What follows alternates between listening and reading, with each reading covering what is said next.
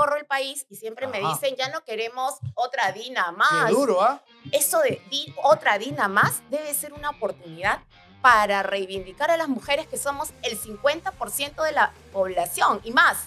Las mujeres no nos podemos dejar marcar por una gobernante que lamentablemente vino a servirse del país y no a servir a los peruanos. Ahora.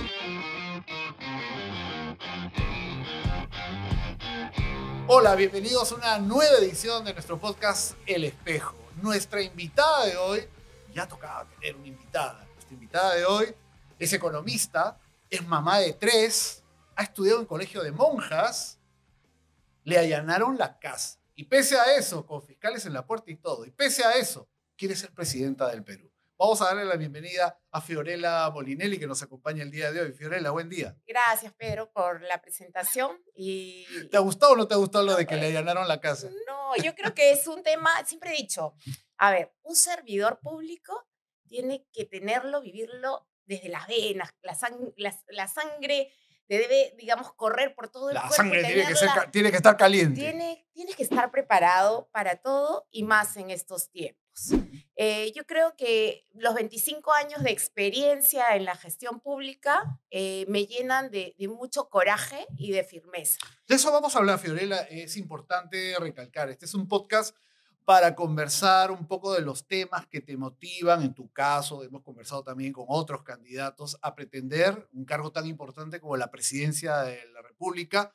Liderar un gobierno no es poca cosa, no solo por lo que significa el cargo, sino por el momento que vive nuestro país con tantas demandas, con tantas necesidades. Pero es eso, conocer a la persona, que tiene que tener algo de loco, pienso yo, para embarcarse en una travesía como esta, pero también tiene que tener un programa, ideas. De eso vamos a conversar hoy a través del espejo. Pero, ¿qué es lo que te ha motivado a ti como Fiorella Molinelli? Alguien que vimos que fue viceministra, ministra, luego vamos a precisar, que ha tenido más de un encontronazo con la justicia, pero que está aquí dando la cara, respondiendo. Madre de 3 y que quiere llegar a la presidencia de la República. ¿Por qué? A ver, yo soy una persona que me formé en el servicio público desde temprana edad.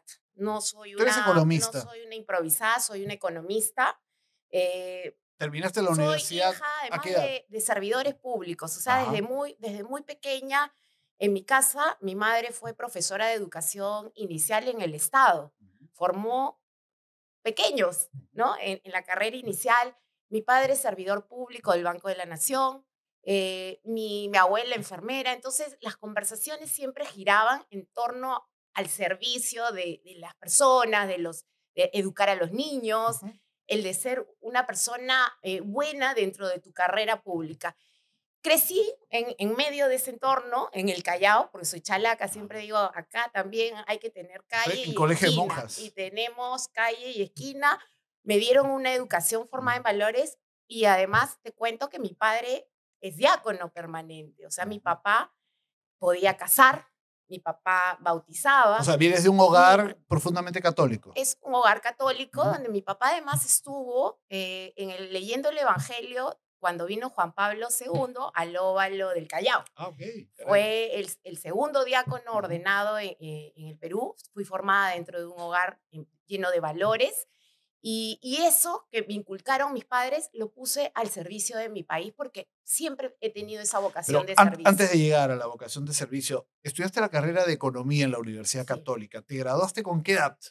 Bueno, terminé mi carrera a los 22 años. Bastante chica. Ingresé rápido a la universidad, culminé durante los 5 años con mucho esfuerzo porque en esos tiempos, digamos, costaba mucho entrar a la universidad, ¿no? Era una No universidad. tenías ingreso directo, ciclo Y cero. yo siempre vendía mis chompas. O sea, mis amigos cuando se juntan conmigo se acuerdan de cómo yo llevaba mis chompas para Ujú. vender en la universidad y Te cachuelearme recoceabas. para ayudar a mis padres Ujú. a pagar una universidad que era cara, Ujú. ¿no? Me formé en una carrera muy bonita con gente que hoy ha ocupado cargos importantes dentro del Perú, ¿no? Exministros, funcionarios de Indecopi, de los reguladores. Hemos crecido bien formados en una generación donde nuestra mirada era economía social de mercado. Y Ahora, dentro de esa mirada me gustaba y me apasionaba el servicio público. ¿Terminaste tu carrera con 22, 23 años y de inmediato fuiste a trabajar al Estado? No, trabajaba primero en la Universidad Católica, Ah, trabajé en el rectorado, caray. en un área que se llamaba Promoción y Desarrollo, en ese Ya. entonces, que veía cooperación técnica, cooperación Ujú. internacional. Luego me fui a hacer una maestría de 2 años porque me gané una beca en el BID, en el Banco Interamericano de Desarrollo, para hacer una maestría en Argentina sobre economía y gestión pública. ¿En qué época más o menos? Estuve Para en el situarnos, porque 90. Argentina ha cambiado tanto en estos Sí, años. la época de Menem, 97 y 98, Ajá, viví en Argentina, era una época muy segunda, cara. segunda mitad de los 90. Claro, era Sí, un peso, un dólar.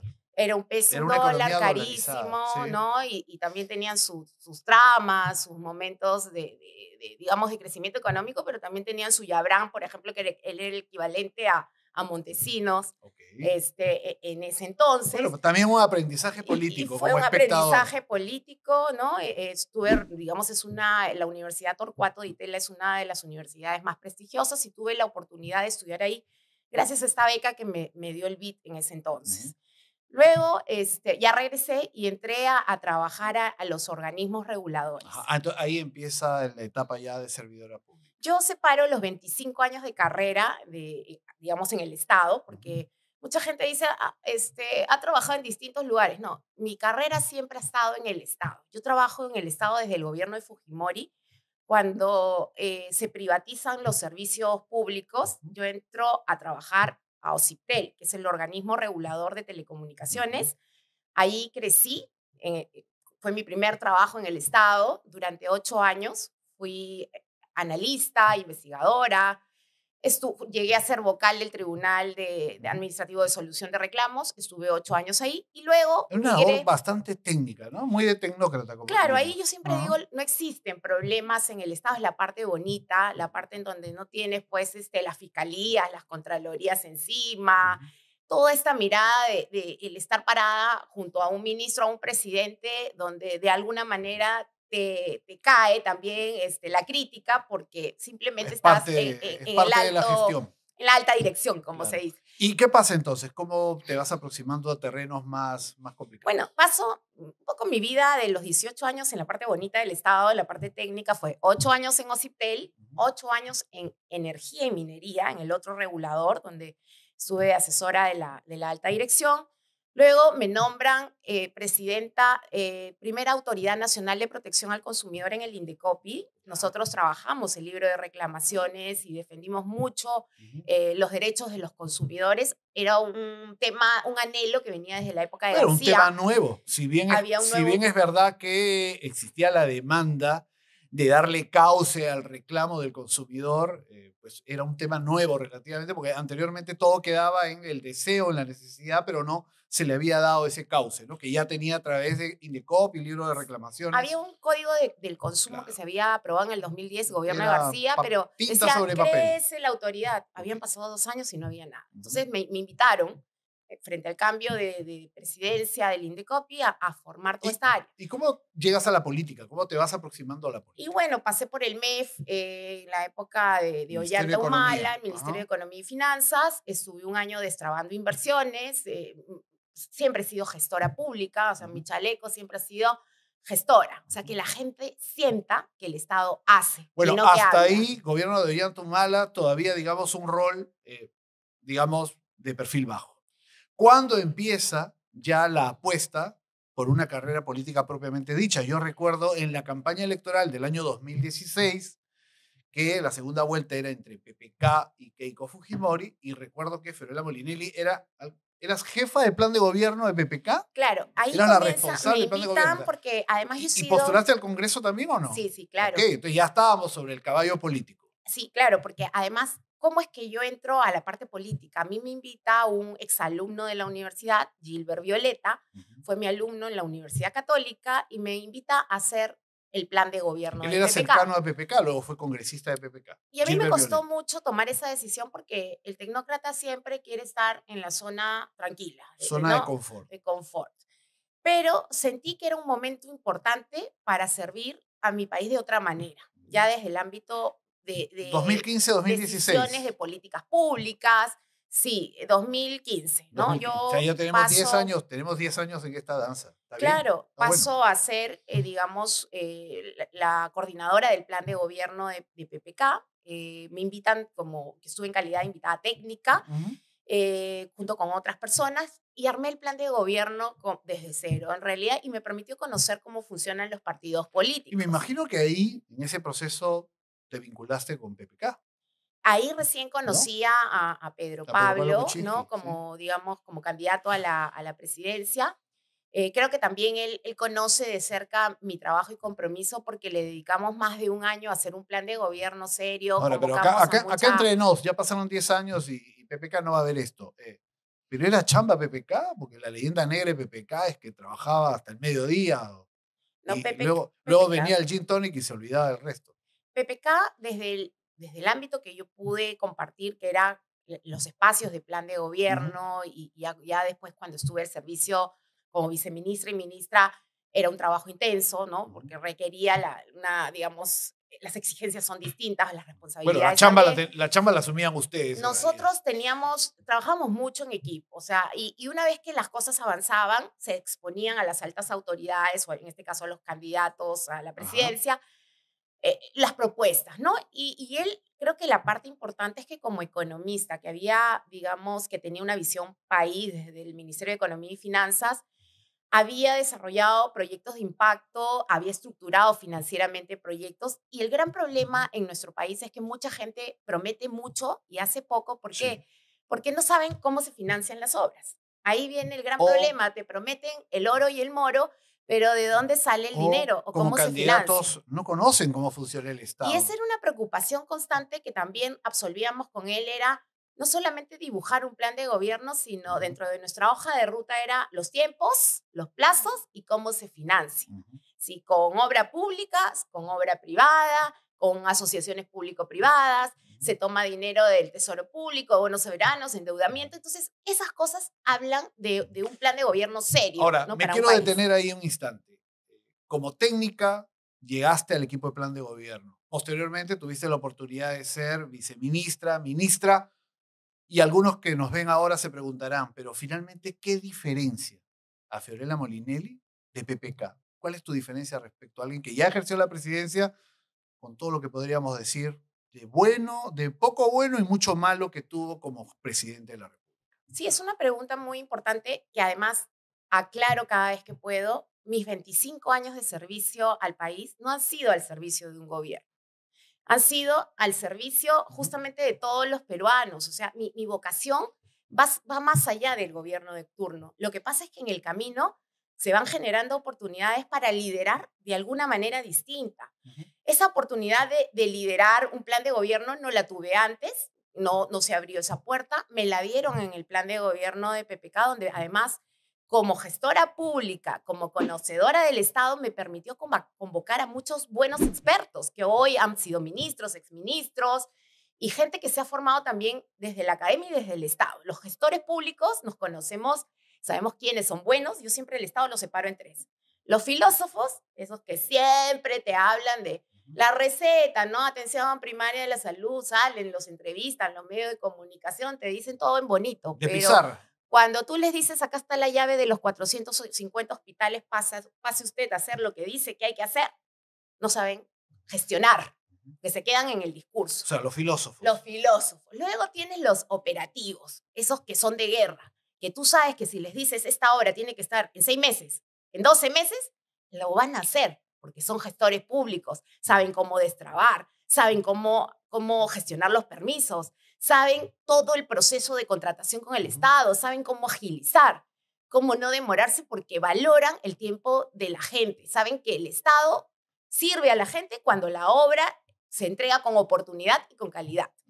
Esos son los hombres de guerra, los Los operativos, de acción. pero muchas veces necesitan a alguien que les guíe, que digan, bueno, vamos a hacer un paquete de 1.000 hospitales, o vamos a sacar adelante, vamos a implementar una política de atención primaria que consiste en todo el desarrollo que uno puede plasmar en un Ujú. documento, y te lo aterrizan y hacen que las cosas funcionen, pero necesitan una guía. O sea, a veces los operadores solos, Ok. sin una guía, Si no se pueden descarrilan. descarrilarse. Ajá. Y claro, tienes una élite muy pequeña en el Estado, que es los que son estrategas, o sea, los que desarrollan una política de Estado o desarrollan una estrategia rápida y también ejecutan. Y entonces son pocos. Hay que buscarlos, es como buscar, digamos, en un desierto, un oasis en un desierto, pero existen. Ujú. Entonces, con los que ya estamos en el Estado sabemos quiénes son las personas que realmente ejecutan, gestionan, se comprometen y quiénes son los filósofos, los biribiri, bla, bla, bla. ¿Tú te consideras una ejecutora? Yo creo que estoy a estas alturas y como este parte en el grupo de los que somos estrategas en desarrollo de políticas y también gestionamos rápido. Ajá. Y Pero no has hacemos, querido asumir el rol de ejecutora, no te ha gustado la palabra. no, también me Lo has gusta, dicho, ¿no? Gestionan y ejecutan, por eso iba. claro, y además la gente que ha trabajado conmigo Ujú, sabe que nosotros trabajamos gestionando y al milímetro. ujú. O sea, yo Ahora, llamaba a todos mis gerentes para que rindan cuentas y salían adelante los 5 primeros puestos y salían los 5 últimos. Y sabían que a la siguiente ya no estaban, porque en el Estado no había tiempo que perder. pero no parece ser esa la tónica real del Estado peruano. Creo que lo que explicas es muy interesante, tiene mucho sentido, pero veo, por ejemplo, lo que está haciendo este gobierno, lo que hace Dina Boluarte como presidente de la República, y finalmente no sé en qué lugar de esta categoría ubicarla, porque ni es filósofa, ni es de acción, ni es finalmente ejecutora, ¿no? Se para ante una pizarra y muchas veces no sabe qué decir. No, ella, La impresión que se llevan los peruanos es que los políticos están para servirse y no para servir. bueno, a ella no le puedes pedir más porque era una, No, una pero hay que funcionaria, pedirle. era una funcionaria de la RENIEC, que además, hasta donde cuentan, no había podido aspirar dentro de su propia profesión y desde su propia entidad a más. Se había quedado estancada ahí años, no daba para más. Entonces, ¿qué le vas a pedir a una persona que no desarrolló la capacidad de crecer, ¿no? Con esa mirada de estadista. Ese es el primer tema. Cosa que nos está dejando mal a las mujeres, porque yo recorro el país y siempre me Ajá. dicen, ya no queremos otra Dina Qué más. duro, ¿ah? Y, ¿No? y entonces yo, al contrario, digo, eso de otra Dina más debe ser una oportunidad para reivindicar a las mujeres que somos el 50% de la población y más. Y entonces una mujer no puede dejar mal a más de la mitad de la población. No pueden tildarnos de incapaces, de ineficientes, de ser lo mismo que Dina, frivolidad, guayquis, relojes, cirugías, llena de mentiras, porque sus mentiras están grabadas. Ujú, Encima ha dado discursos públicamente para decir sus mentiras, hay que ujú. decirlo con todas las letras. Y eso no lo podemos tolerar las mujeres. Es momento de levantar la voz y decir, las mujeres somos chamba. Las mujeres no solamente venimos a trabajar y a desempeñarnos laboralmente, estamos con un ojo en el radar con nuestros hijos. Estamos con un ojo viendo cómo manejamos la economía de nuestra casa, cómo nos desarrollamos profesionalmente, olfateamos bien nuestro entorno, nuestra comunidad, nos involucramos en temas sociales. Esa es la mujer, no una mujer que se dedica a pensar en cirugías cuando ha asumido un alto cargo o cuando acepta relojes prestados, según ella, para lucirse mejor en foros internacionales. No puede ser que una mujer nos descalifique a todas. Y ese es el tema que yo quiero sacar adelante. Las mujeres no nos podemos dejar marcar por una gobernante que lamentablemente vino a servirse del país y no a servir a los Ahora, peruanos. hay otras candidatas que también están pidiendo su oportunidad. Está Keiko Fujimori, por ejemplo. Creo que Keiko ha tenido ya varias oportunidades ya ha postulado, ha perdido 3 veces la presidencia. Creo que desde lo personal nunca le he visto un cambio real de actitud. Yo la sufrí, viví en carne propia cuando entré a trabajar justamente como viceministra. Pidió hasta mi cabeza, por eso yo distingo cuando me dicen Fuerza Moderna, que es nuestro partido, no es Fuerza Popular, de ninguna manera. Es más, vean el video, está en las redes, cuando Keiko pide nuestra cabeza. Y la pide sin conocernos, porque yo no tenía un pasado político. Ella pide por su odio, por su rencor frente a un gobierno que le había ganado por 40.000 votos. Allí comienza el detonante de la crisis política y no nos dejaban trabajar. Teníamos a los congresistas todos los días citándonos al Congreso y extorsionándonos porque nos decían, los soltamos, pero si contratan a estas personas. Nos tenían todo el día agotados tratando de rendir cuentas y buscando que el país pise el palito. Qué más pedían los congresistas? Cuando te tocó ser Eh, viceministra de Transportes, ¿cuál era el chantaje Piden recurrente? sus obras, ¿no? Piden Hasta las cierto punto, obras. digamos, ellos comprometen, ofrecen obras durante la campaña y tienen que insistir. Pero claro, era un voto de censura, un voto en contra o queremos obras.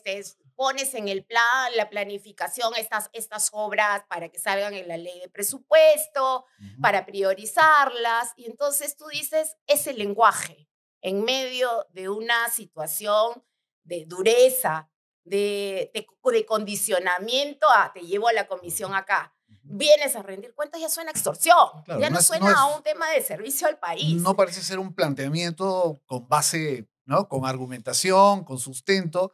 Parece más una chaveta, Y un yo en lo chantaje. personal también creo que fue una persona, yo siempre digo, a las personas se les conoce por cómo te desarrollas en tu ambiente personal y en este caso familiar. Maltrató a su madre, dicho por la propia madre. Están los videos donde la propia madre le reclama a Keiko el maltrato psicológico y también denuncia el maltrato físico que sufrió en la época del padre. No paró hasta haber sentenciado al hermano, porque el hecho de que Kenji tenga su programa tampoco tan podcast no significa que no sea un sentenciado. Hoy es un sentenciado, solamente que no tiene prisión efectiva y puede desarrollar su vida normal, pero está sentenciado y creo que parte de esa sentencia se basó en el activismo de su hermana, y la hermana tampoco, Keiko, no paró hasta meter preso al padre nuevamente. O sea, no le importó nada, no le importó destruir a toda su Ujú. familia. Y yo creo que una persona que no tiene ese amor por tu padre, tu madre, tu hijo, menos va a tener un Bueno, amor ni cariño por alguien de su entorno. es una manera de entender o de plantear, digamos, las diferencias que puede haber respecto de Dina Boluarte o respecto de Keiko, que va a ser una competidora, va a ser una candidata en la próxima elección. Pero, ¿por qué confiar en Fiorella Molinelli, que es un rostro nuevo, es cierto, para muchísimos que quizás no conocen su paso por el Estado, su actuación como viceministra, de quien entonces era ministro de Transportes, Martín Vizcarra? ¿Por qué confiar en ella ahora? A ¿Qué ver, partido es el que te acompaña, que muchos peruanos no conocen y que en estos meses será importante o no que se dé a conocer? ¿Por qué confiar? primero porque la vocación de servicio me viene desde la familia, desde mi formación, desde el hogar, donde he tenido padres al servicio del país que me enseñaron a querer a mi país y a servirlo también. Me formé profesionalmente en una carrera muy bonita que hoy en las encuestas sale como una carrera, digamos, que es característica, se la piden al candidato, al candidato Que presidencial, conozca que es economía, que que en tu conozca caso ser economía. Y economista. yo me he formado durante 5 años en la Universidad Católica, soy economista, pero además tengo maestrías en gestión pública, doctorados en Ujú. gestión pública. O sea, mi carrera, yo no he sido dispersa, siempre ha sido enfocada al servicio público. Me he preparado, pero además he sido consecuente porque he servido 25 años a mi país, desde Fujimori hasta los primeros días del gobierno de Castillo. He pasado por muchos gobiernos y, como digo, yo no sirvo a un gobierno, yo sirvo a mi Perú, sirvo a mi país, y siempre he estado convencida que para hacerlo hay que hacerlo con coraje, con firmeza y con decisión, no titubeando. A mí nunca me han visto sentada en un escritorio viendo cómo se resuelven los problemas con telepatía. A mí siempre me han visto en el terreno, en la acción, en la cancha, inaugurando todas las semanas. Yo creo que el tema de gestora nos lo reconocen bien. Incluso me ha tocado librar la batalla en momentos de desafío. En el Niño Costero limpiaba carreteras, paraba puentes y no me iba del lado de la gente hasta que el Ujú. puente se rehabilitaba, como el puente Virú, que fue un puente que interrumpió el servicio de los alimentos, de los camiones, y estuve ahí al lado de la gente. Estuve en Chimbote, estuve en muchas regiones. Claro, ha tenido, como bien has dicho, has tenido un amplio recorrido en el Estado, pero mucha gente recordará lo que fue tu rol como viceministra de Martín Vizcarra, ¿no? Y la famosa firma de la adenda por Chinchero. Entonces, Ahí voy. hay resistencias de mucha gente que dirá, Fiorella Molinelli puede ser un rostro agradable, un rostro nuevo, un rostro bonito, pero puede estar encerrando secretos o Ahí incluso voy. actos que en su momento se han considerado corruptos. Entonces, ¿cuál es la Es respuesta ahí? que ahí viene el rol de informar Mm. correctamente. A ver, y yo hoy le debo hacer hoy día precandidata a la presidencia, Chinchero. O sea, si yo tengo que deberle a alguna situación de mi carrera la fortaleza, la energía, el haberme hecho fuerte con coraje, el no ceder a las presiones políticas, el actuar técnicamente siempre, ha sido a Chinchero. Y lo he Pese a demostrado que no hay aeropuertos al día de hoy. pese a que se ha ganado un arbitraje internacional donde los árbitros internacionales, porque hay que partir de la premisa de los contratos grandes en el país, se someten al arbitraje internacional cuando desconfías de la justicia peruana, ¿no? O de la justicia de tu país. Dices, bueno, si la justicia no es lo suficientemente En sólida, caso de me voy a un controversia, arbitraje claro, y firmas tu contrato y el Estado peruano se somete a esas en reglas. caso de controversia, esto se Y dirime en un este tribunal caso de Chinchero arbitral. se fue a un arbitraje internacional. Invito a todo el público a que lea el arbitraje, a los jueces, a los fiscales, a que no resuelvan por encima. El arbitraje dijo, la adenda fue válida, fue lícita, fue legal. Segundo, lo que estuvo mal fue que el Estado caduque el contrato de concesión. Por eso es que Chinchero hoy no tiene su aeropuerto, porque se cedió a la presión política y no fuimos nosotros. ¿Quién se dio? Se dio el siguiente ministro, que fue Bruno Yufra, ¿no? Pero nosotros hicimos lo técnicamente Cuando dices correcto. nosotros, ¿te refieres a ti y a Martín Vizcarra? No, me refiero a un equipo técnico donde estaban los funcionarios, a ver, en el sistema de contratos, en este caso, Chinchero, participaban dando su opinión técnica el Ministerio de Economía y Finanzas, participaban dando su opinión técnica no vinculante el órgano regulador, el directorio del órgano regulador, y participaban el área de concesiones jurídica del Ministerio de Transportes, y decidía finalmente el ministro, que es quien tiene digamos, la prerrogativa de aprobar adendas. No, lo que yo hacía era supervisar un trabajo técnico, es decir, que de acuerdo a la ley, cada parte del sistema emitiera sus informes como correspondía. Y eso se hizo, se siguieron todos los pasos, pero además se hizo un trabajo pulcro e impecable porque los técnicos no son cualquier funcionario como los que hemos visto en la época de Castillo, son personas de reconocida trayectoria en el Estado, que hoy el arbitraje internacional ha desarrollado claramente. Y ojo, lo que tenemos que hacer de acuerdo a la Constitución es, la imputación fue, la adenda fue inválida, fue ilícita, generó pérdida. ¿Qué ha dicho el arbitraje? La adenda no fue inválida, fue válida, no fue ilícita, fue una adenda legal.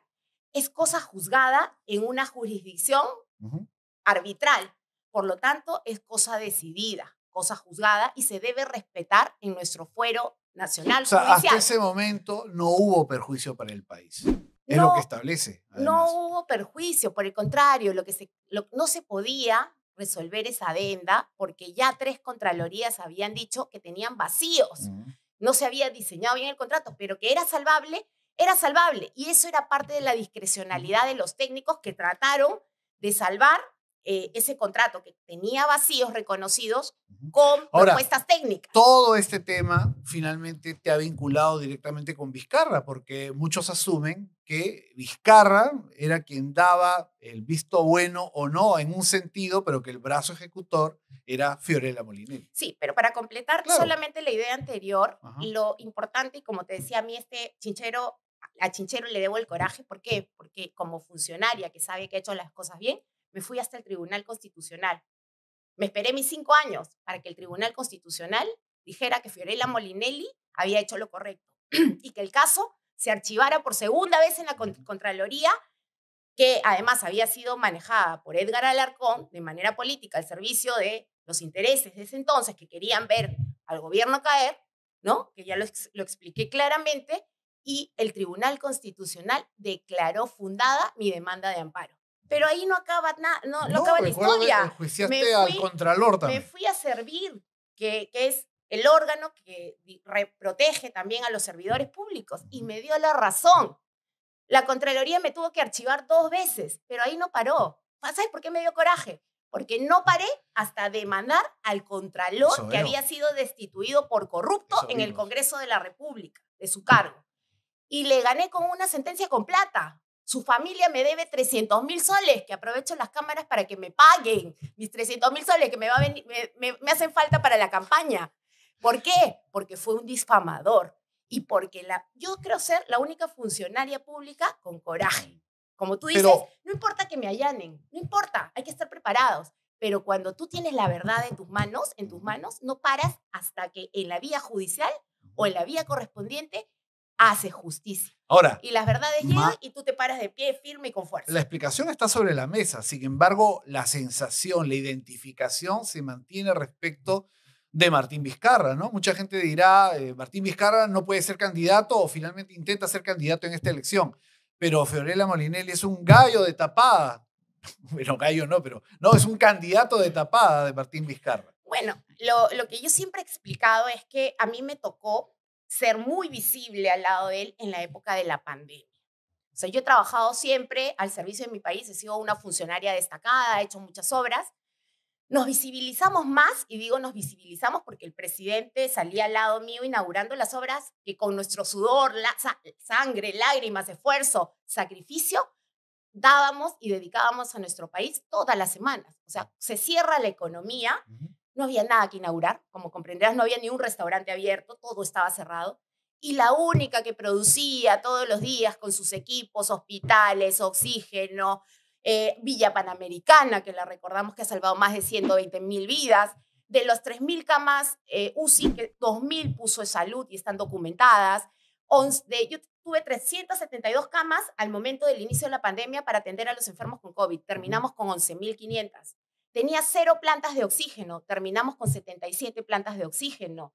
No teníamos equipos de protección personal. Acuérdate que los aeropuertos internacionales se cerraron. Trump dijo, las mascarillas se quedan en Estados Unidos. China cerró Pekín, cerró Beijing, cerró los aeropuertos. Sin embargo, Perú, siendo un país chiquito en el mundo, logró distribuir aquí salud. A mí me pedía hasta la policía que los socorriera con equipos de protección personal porque teníamos capacidad de ejecutar.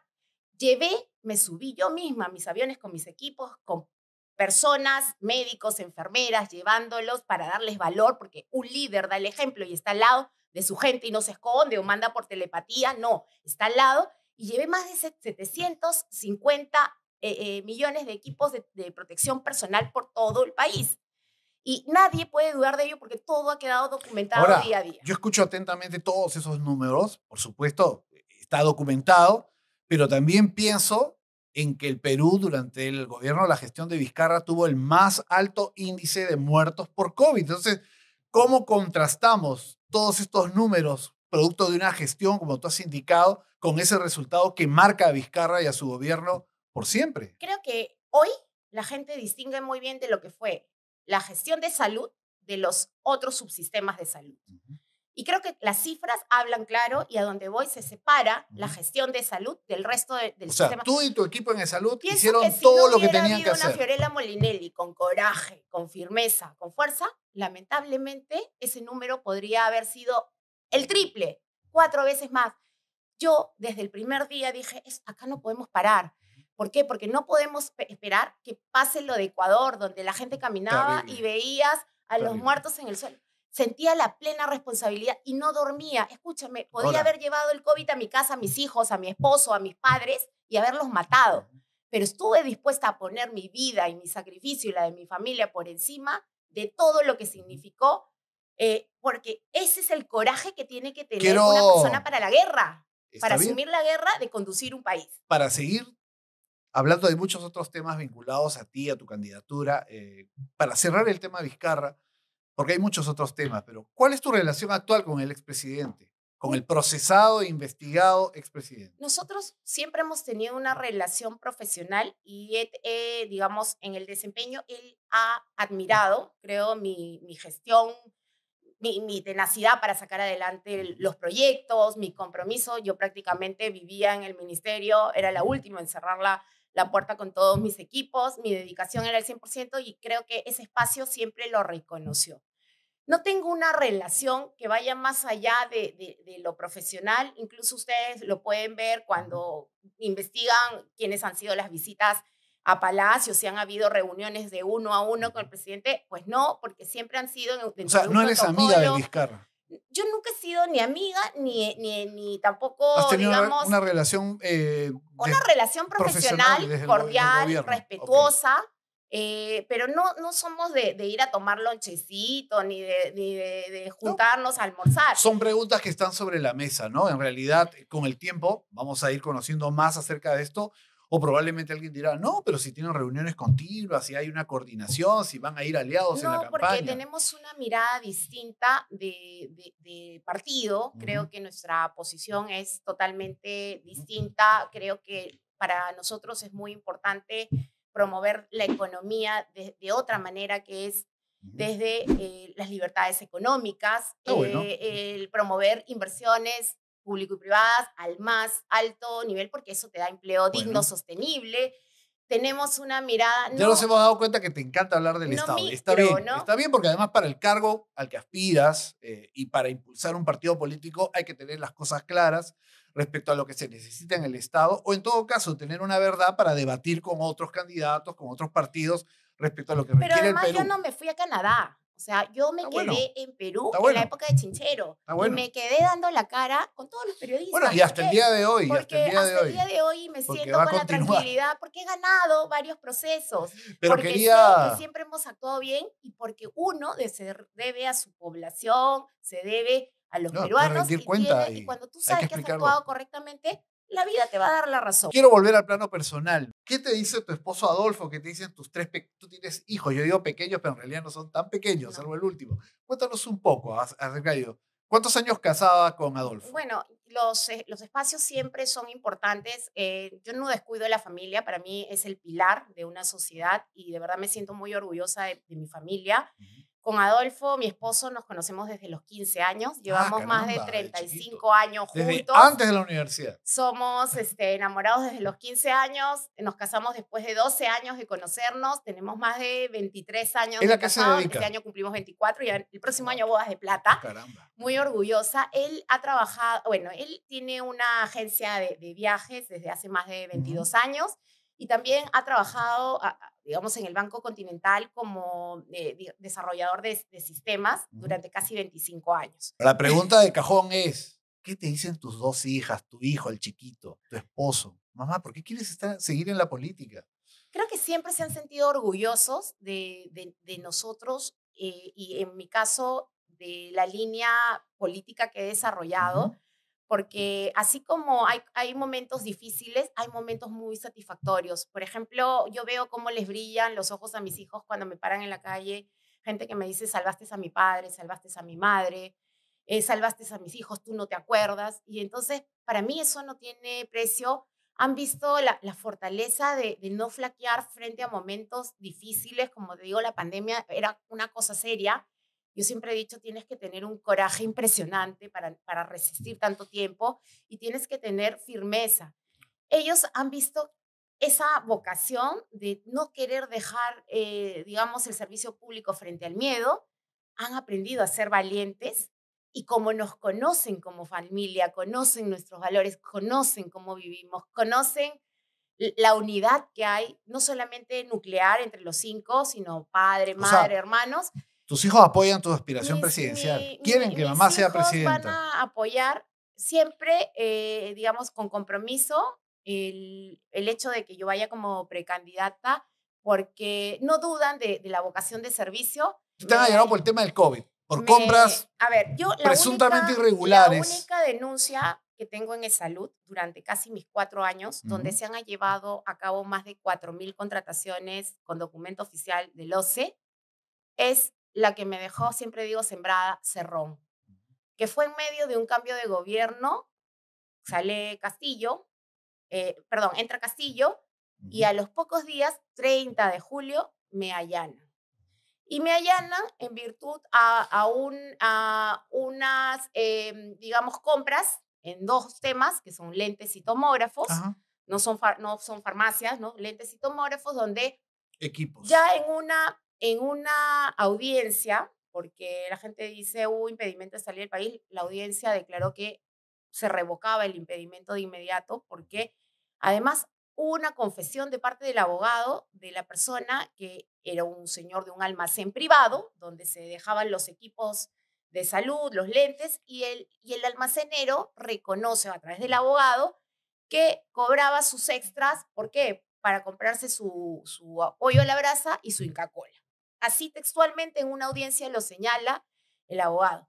¿Qué hacen a partir de ese caso? Dicen, a ver, vamos a ver de qué compra se trata. Van y ven en el OCE, Ujú. compra de salud, ¿quién firma? Firma la presidenta de La salud, Molinelli, como dicen la ahora. Molinelli, ¿y quién más firma? Firma el gerente general, firma el gerente de operaciones y firmamos 40 personas. En ese caso hay más de 40 personas, con lo cual han equiparado, No, yo recuerdo perfectamente que tú explicabas, el está, tema no ha llegado a tu mesa, está el o sea, doctor, no es un tema que tú habías gestionado, es está un el doctor tema Ugarte, típico gente del seria, que tienes que firmar porque es lo que corresponde. está el doctor Ugarte, está, está Alfredo Barredo, un gerente No, pero no general, iba al meollo está del un caso, montón de porque luego el gente. caso se cayó efectivamente. A lo que voy es al impacto que esto genera en la familia. Imagínate adolescente, niño, en ese momento tu hijo estaba más chiquito, ¿no es cierto? Y que llegan los fiscales, llegan los policías, mi mamá le están acusando.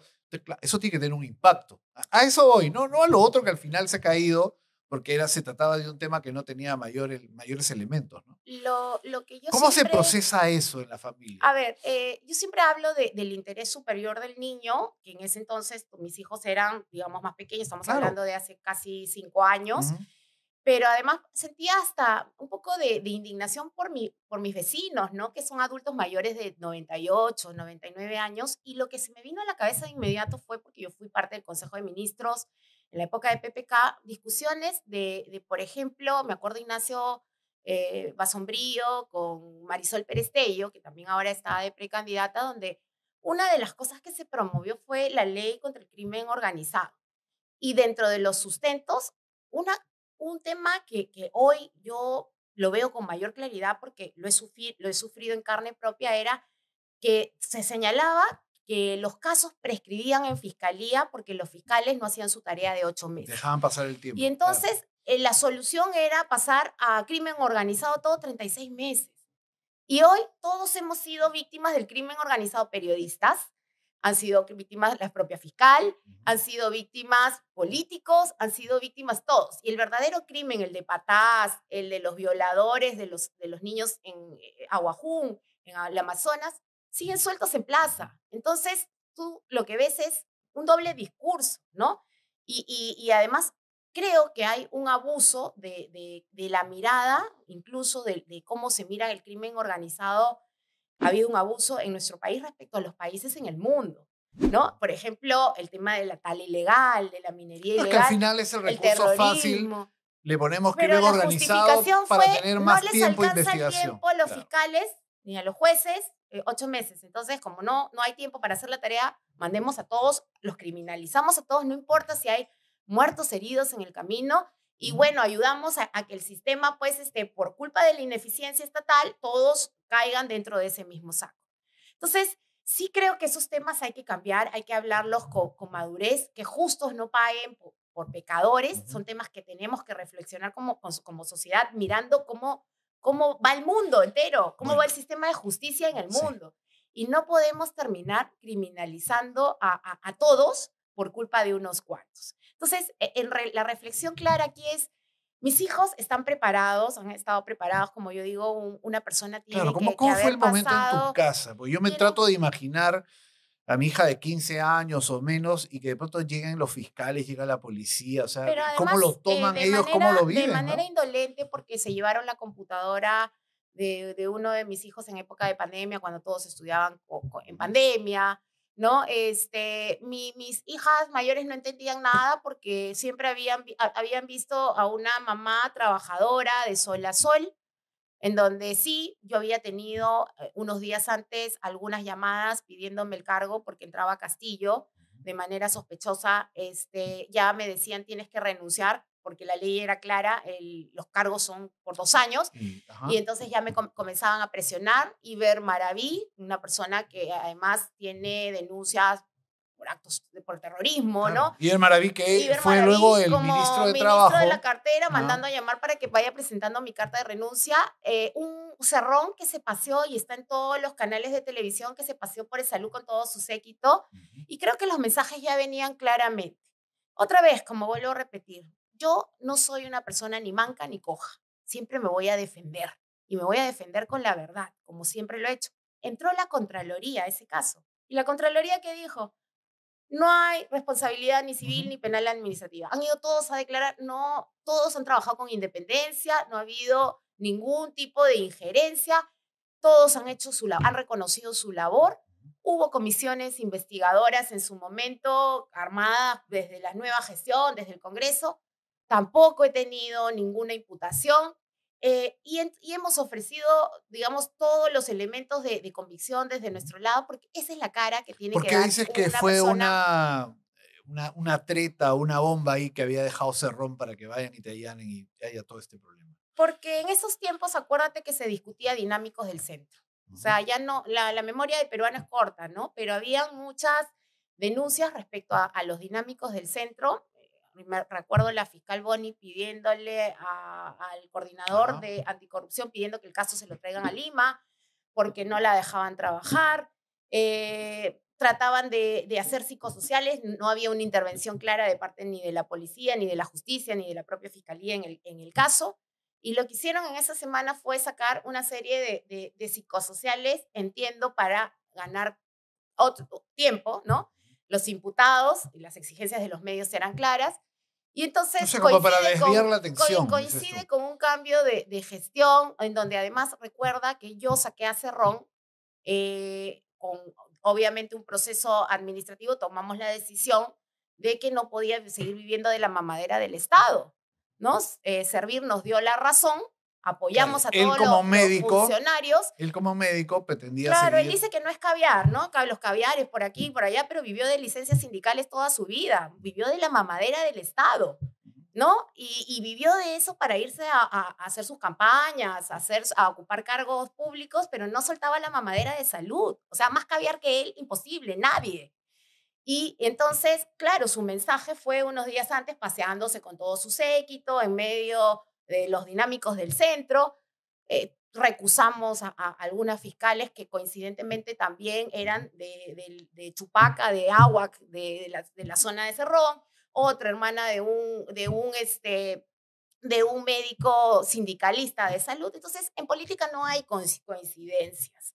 En política las cosas se escriben claramente y el tiempo nos está dando la razón. Entonces, como te digo, en política tienes que aguantar. Ahora, Si quieres entrar a política, tienes que aguantar y, hemos vuelto y no nuevamente al dejar de tema hacerlo. político, está bien, yo quería hablar un poco más de la familia, pero lo hemos hecho también. Sin embargo, ¿esto a qué nos lleva? A que pese a todas las sospechas, insinuaciones, acusaciones que te han hecho, no hay ninguna causa en este momento vigente, puedes ser candidata sin ningún problema, ya lo eres. No, ¿Hay algún proceso que pueda ensombrecer, no, digamos, lo que tu nosotros campaña en los próximos hemos, meses? a ver, lo que yo siempre he dicho es, En tu caso, digo, en Fiorella nuestro Molinelli. caso, tenemos todavía dos denuncias Claro, pendientes, claro. todas las que hemos tenido que enfrentar, archivar, Ajá. dándole la guerra a la Contraloría. Y ojo, la política desde ahora de Fiorella Molinelli es, yo me someto a todas las investigaciones, pero cuando culmino, llevo a juicio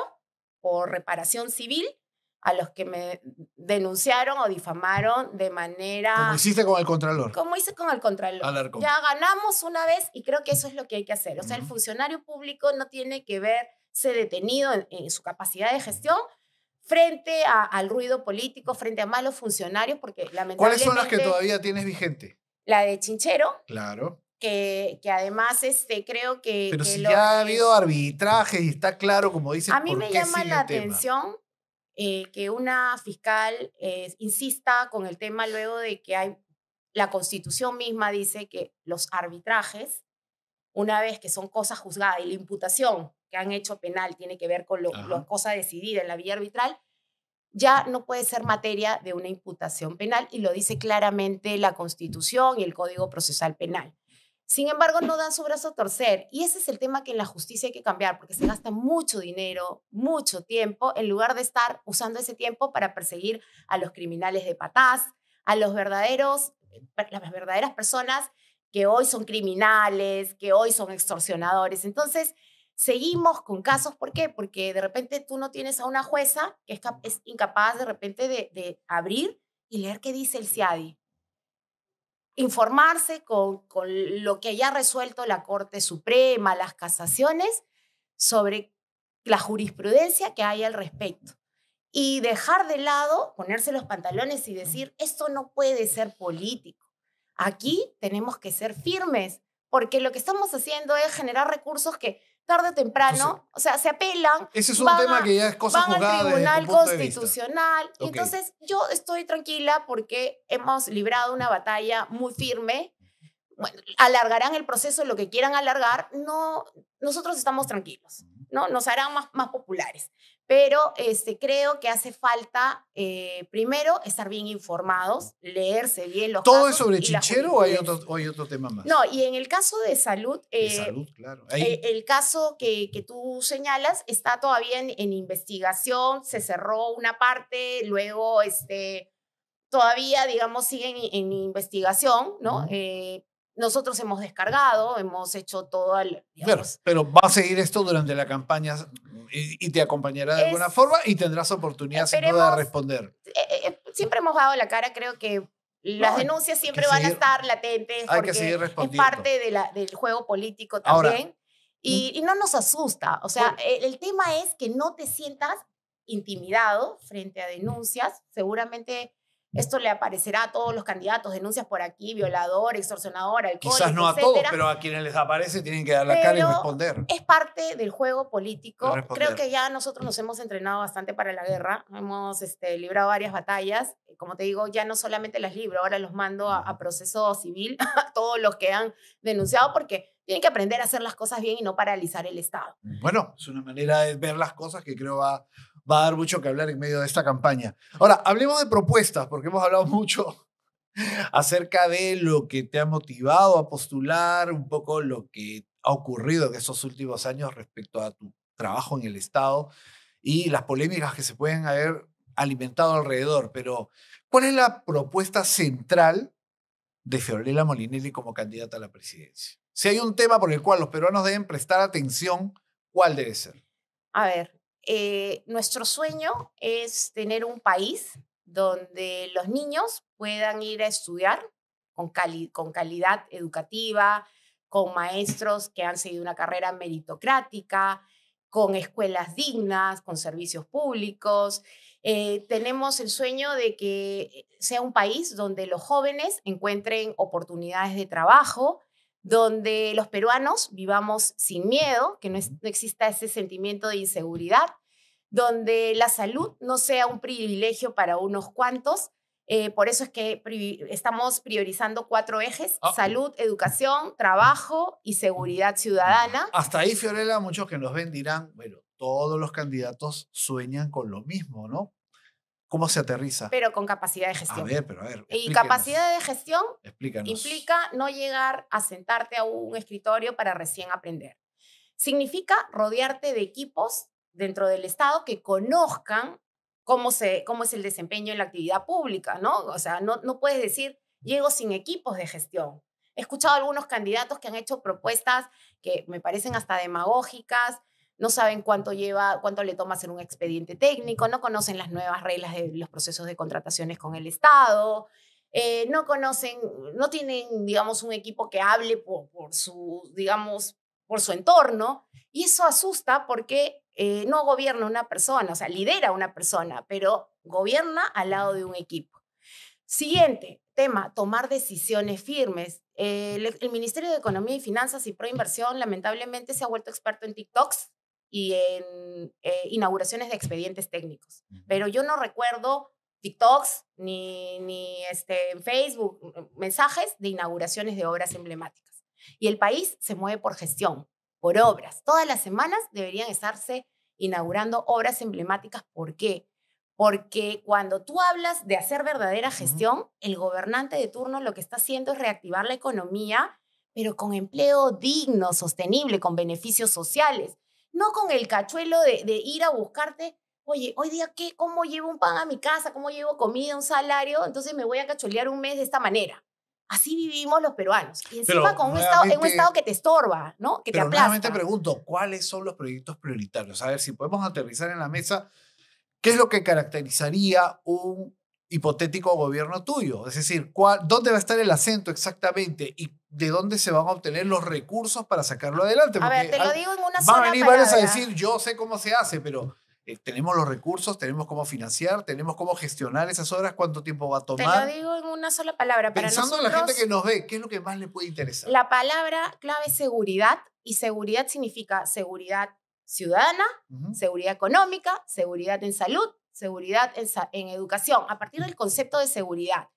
Y seguridad para mí significa coraje y valentía. O sea, a mí me van a ver todos los días.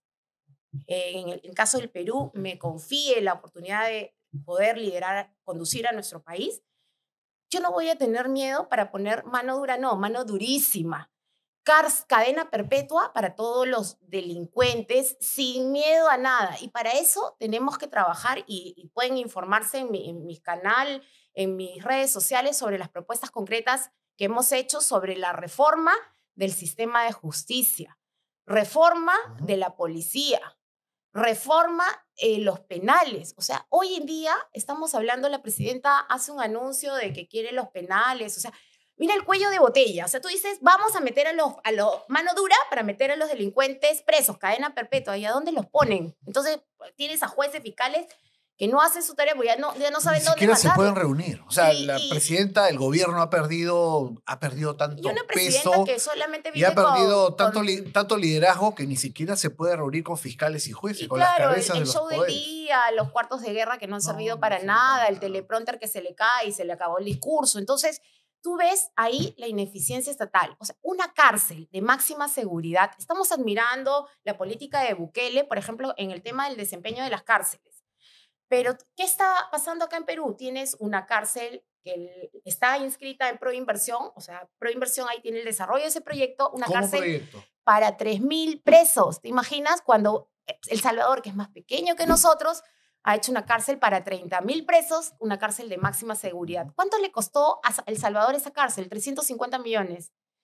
Acá, 600 millones por una cárcel para 3.000 presos. O sea, ahí vemos Eso ya no es la falta de gestión, burrada, eso ya es robo, ¿no? es Ya realmente es probable pero corrupción. corrupción, Ahora, ineficiencia, ineficacia. Entonces, nosotros sí así vamos a hacer la cárcel, de verdad, para no menos de 20.000 presos. Sí vamos a tener, vamos a sentarnos con todo el sistema para llevar a cabo una verdadera reforma del sistema de justicia. Vamos a dar todo el apoyo y los recursos. En esta primera etapa de nuestro podcast, Fiorella, quisiéramos que concretes. ¿Qué harías en tus primeros 100 días de gobierno? Si te dijeran, ya, muy bien, ha ganado la elección, o está en segunda vuelta y todo indica que va a ganar la elección, pese a que todavía estamos tan lejos del día de la elección, estamos casi un año, pero igual, ¿cuáles serían esos 100 días que marcarían una gestión de Fiorella Molinelli y quiénes son parte de su equipo? ¿Quiénes están contigo? Sí. A ver, lo primero que vamos a hacer es actuar desde el primer día. Acá no hay tema para pensar. O sea, nuestro plan de gobierno es un plan de gobierno que ya está aterrizado. Y actuar significa comenzar por el tema de la seguridad. Como vuelvo a repetir, vamos a convocar a todo el sistema, ¿no? De todas las partes, poder ejecutivo, legislativo, judicial, para sacar adelante las reformas. Y aquí tenemos que ir con varias reformas. Pero ustedes ya saben qué quieren reformar. Ya no es que en la reunión van a ver qué reformamos. No, ya sabemos que se necesitan, primero, dotar de los recursos necesarios, porque tú dices recursos, mandas a patadas, pero los mandas sin chalecos antibalas, los mandas sin... ¿Y el Estado tiene con qué? Entonces, y el Estado tiene, porque eso de que no hay plata es mentira. No, si sí tienen tenemos. plata para subirse el sueldo de los congresistas, aprobarse los bonos, hacerse su sede de playa, contratar y cuotear el personal, subir de 1.500 trabajadores a 4.000, eso se tiene que acabar. No, hay recursos. Pero ¿qué haría usted en los 100 primeros días? Le van a preguntar. Queremos tener una mayoría parlamentaria. ¿Para qué? Primero, para reducir el tamaño del Congreso. No queremos un Congreso que hoy se coma los recursos de la ciudadanía. Regresar a los 1.500 trabajadores, no los 4.000. Hay que reducir el presupuesto a la mitad. Que se acaben las cuotas partidarias. Ahí va a primar la meritocracia. Vamos a trabajar una reforma para combatir el antitransfugismo, que es lo que está permitiendo que se cambien de camisetas al mejor postor.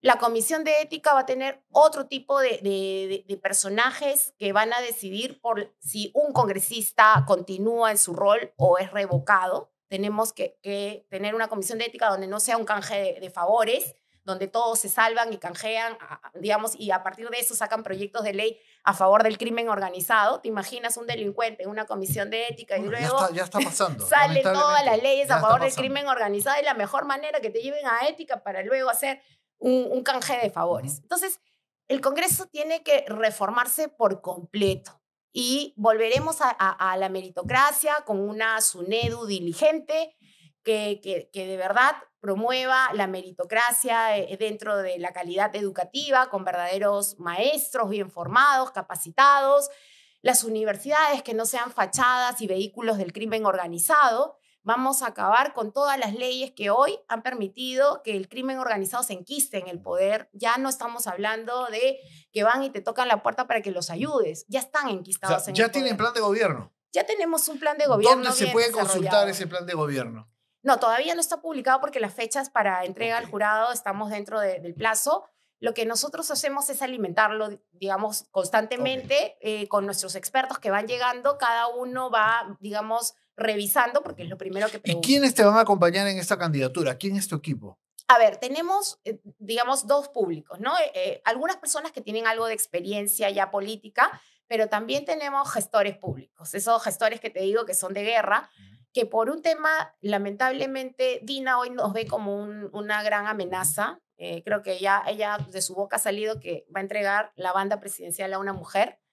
Y yo creo que sí, probablemente se le entregue a una mujer, espero que no. No está que pensando sea en la Molinelli, está pensando en la hija de un expresidente probablemente. No bueno, creo que uno va a ser, digamos, el castigo va a venir por ahí.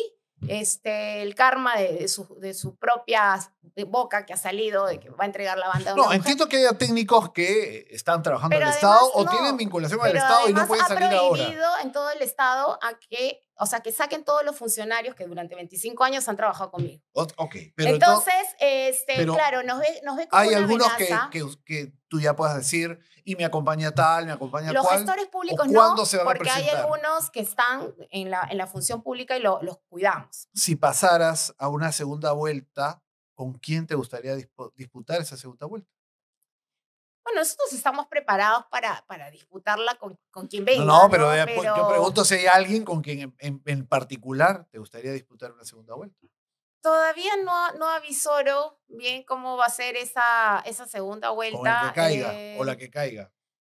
Sí, de verdad creo que ojalá que sean dos mujeres, ¿no? Bueno, por eso la pregunta. A lo mejor me decías, sí, con Keiko Fujimori, ¿por qué no? Y ahí con Keiko Fujimori creo que tenemos la certeza pues de que ya su evidencia demuestra que no hay forma de que ganen una segunda vuelta. Bueno, ahí está la y entonces creo que ahí le ayudamos a Dina a que su pronóstico sea más certero, ¿no? Porque no habría posibilidad fallida de que no le entregue el mandato a una mujer. Así que, a ver, gente, si se anima, dos mujeres en la recta final para que Dina primero sea el inicio y el fin de la reivindicación de la mujer, ¿no? En una nación. ¿Qué dirán los peruanos? ¿No? De aquí a 10 meses, 11 meses, que es la elección, ¿qué dirán los peruanos? Y yo creo que ella misma se va a tener que comer sus palabras. ¿Qué aprendiste de PPK? ¿Aprendiste algo de PPK? Creo que es un economista que conoce muy bien como persona, como líder, como presidente, no como economista. Siempre fue mira, lo conocí estando, como te comentaba, cuando me llaman a ser coordinadora del plan de gobierno, siempre fue una persona muy humana. Nunca usaba a una persona para que venga a ejercer un puesto y luego, una vez que no me sirve, chao. Una de las cosas que siempre me llamaba la atención es, por ejemplo, salía una persona a ejercer un cargo y se preocupaba, no vayan a dejar que, digamos, se quede sin ninguna oportunidad, ya no nos sirve, ¿no? Si es una persona que se ha desempeñado bien, ¿no? Tiene que seguir sirviendo. O sea, era leal. Lo que me dices tú es que era leal. Tenía gestos que yo guardo y rescato importantes que hoy en la administración pública, digamos, salvo que haya canje de favores, ¿no? O cuotas partidarias. Pero sí reconoces que, porque fue el líder político del que confiaste en su momento, pero sí reconoces que cometió gruesos errores o no. Sus errores fueron evidentes en el plano político. Hablo de lo político, el tema judicial, fiscal, eso está en otra esfera que es importante que se aclare, ¿no? Pero estuvo en un terreno hostil, ¿no? Eso voy. Es un terreno en el que te tocó a ti participar. Muy hostil, donde creo que su sinceridad y franqueza y el decir las cosas sin filtros no le ayudaba. Por el contrario, había este enfrentamiento donde todo era tomado al extremo de manera literal. Eh, en política va a pasar siempre eso, pero creo que es una persona que también hasta siempre ha dado la cara, que hoy está privada del lado más bonito del ser humano, que es el que tú querías conversar, que es la familia. ¿Te imaginas una persona a su edad, donde no puede ver a sus hijos, no puede ver a su esposa, no tiene impedimento de salida del país, pero tiene impedimento de salida de Lima? Las contradicciones del sistema de justicia. ¿Tú te reúnes con él? ¿Lo ves con Lo cierta visito, le frecuencia? tengo aprecio y gratitud. Yo soy una persona que cree firmemente, digamos, en que hay que dejar que la justicia haga su trabajo, ¿no? La presunción de inocencia, si la perdemos en nuestro país, bueno, estamos todos condenados a demostrar nuestra inocencia y no ¿Tú que se... escucharías un consejo de PPK? Lo he escuchado muchas veces, creo que tiene una experiencia importante en el plano económico y Ujú. lo digo cada vez que me lo preguntan. Creo que es una persona que su salud se viene deteriorando cada vez más porque, te imaginas, no tiene familia, solamente una persona que lo ayuda en la casa. A la edad siempre pasa la factura, cómo te compras tus cosas para Claro. alimentarte, No, hay un día a cómo día que no se ha vemos, caído, se ha pero que está ahí. golpeado varias veces, Ujú, no tiene personas que lo asistan. ujú. Y creo que la peor condena para un ser humano es una justicia que llega tarde o que no llega, porque a su edad lo más triste sería de que el tiempo, la vida le pase factura y que se vaya sin una sentencia firme, ¿no? Donde él cree en su inocencia y que este sistema de justicia lo condene a vivir de esta manera alejado de los seres que más amas. Creo que si uno no deja el lado humano y empático, entonces, y no se pone en el pellejo del otro, ¿cómo vamos a construir una sociedad que converse, que encuentre, digamos, esta mirada Bien. de entender al otro desde la mirada de nosotros? Bueno, finalmente tú lo has conocido en una esfera de trabajo que también ha sido una esfera personal. Y por eso te preguntaba, escuchándote, ¿no? Si lo visitabas con cierta frecuencia, lo habías visto, ya nos has contado que sí. Sin duda, más allá del tema político, cuando se establece una relación personal, hay un nexo que no se puede borrar de la noche a Y la él mañana, ¿no? intelectualmente sigue siendo una persona lúcida. Por ejemplo, está escribiendo un nuevo libro Ujú. donde ha hecho ya, Bueno, es una buena digamos, manera de todo un ocupar el tiempo desarrollo de también, el déficit de vivienda en el Perú, claro. los 2 millones de viviendas que hacen falta lanzar en un plan de gobierno para cerrar esas brechas. El tema del agua es un tema que él domina y siempre conversamos sobre los fracasos del Estado y de los Ujú. municipios en este caso y cómo podríamos hacer que la gente tenga agua y que no esté con, digamos, con un sistema donde el agua no está tratada, donde está racionada por horas. Bien, Acabo de estar en Pucallpa visitando una comunidad cuidado. en el El interior, agua, estábamos hablando del sí, agua, casi igual que el agua. visitando una comunidad y ha sido triste ver pues la realidad que no cambia, un estado que les promete una antena y no tienen cómo No, no, llamar. La gente no tiene cómo dar a luz porque tarda la ambulancia para venir la ambulancia que va a sin fluvial duda, y hay muchas necesidades que necesitamos que el Estado esté presente y creo que esa mirada, tantas promesas incumplidas, ¿no? Fundamentalmente es eso, ¿no? Tantas veces que los políticos han llegado, han ofrecido, se han comprometido, han firmado y nunca se ha hecho algo a fondo. Voy terminando ya porque tienes que tener gente con vocación de voy servicio. terminando esta etapa de la entrevista. Te agradezco tu sinceridad, también que nos contaras algunas cosas personales, familiares, pero hablando de PPK, al final surge la pregunta que probablemente es anticipada, pero ¿tú le indultarías? Yo creo que no tiene ni una sentencia, o sea, No, anticiparnos a no tiene una pero va a sentencia, tener, ¿no? yo creo que hay que dejar que la justicia haga su trabajo. O sea, Ajá. cuando nosotros tenemos esta mirada de un país que quiere ser libre y Ujú. creemos en las libertades económicas, en la seguridad jurídica, que es lo que te decía Chinchero, o sea, si vamos a venir a decir no creo en el No, CIADI, está bien. Creo que está clara la respuesta. No, no, no, no, no insisto en ello. entonces no hay seguridad jurídica a las inversiones, no Muy hay bien, Fiorella. seguridad por nuestras libertades Vamos a personales. tener oportunidad más adelante. Te vamos a volver a invitar al espejo para hablar también de temas vinculados al plan de gobierno, a las propuestas concretas, a las respuestas a otros candidatos y candidatas que irán surgiendo en el camino y que seguramente van a hablar de tus propuestas, van a hablar de ti, así que esto, cuando vaya calentando la campaña, tendremos oportunidad de seguir tratándolo. Así que Gracias, cerramos Pedro. por ahora este primero segmento del espejo, que siempre es nuestro segmento donde conversamos mucho más. Regresamos muy breve con la última parte. Ahí tengo un par de preguntas guardadas para ti. Perfecto. Muy bien. Bien, hemos llegado con Fiorella Molinelli a un momento que para algunos candidatos es difícil, mirarse al espejo y trasuntar aquello que dice el espejo, Fiorella. Cada mañana, cuando te levantas, ¿qué es lo primero que ves en el espejo? Una persona positiva, con actitud, coraje, optimismo. Más allá de ello, consciente de los problemas que van a venir en medio de una campaña, los desafíos, la incomprensión, ¿hay cuerito de chancho, como se dice? Uf, cuero de chancho, pero ya bien recorrido, con esquina, con calle, chalaca, y 25 años de servicio al país. Estamos preparados para lo que venga, ya hemos entrenado durante un buen tiempo, así que acá el juego comienza ahora y vamos a ponerle todas las ganas, el entusiasmo, sin hacer daño a nadie, porque acá nosotros lo que queremos promover es política limpia. ¿En tu día a día ensayas ante el espejo o no? Bueno, como mujer, siempre las mujeres tratamos de vernos bien y sobre todo jóvenes, porque aquí el escenario también es invitar a los jóvenes a que se sumen en esta campaña. Vamos a tener oportunidad de conversar nuevamente, de analizar temas de campaña, ingresar ya al terreno propiamente electoral en las próximas semanas y meses.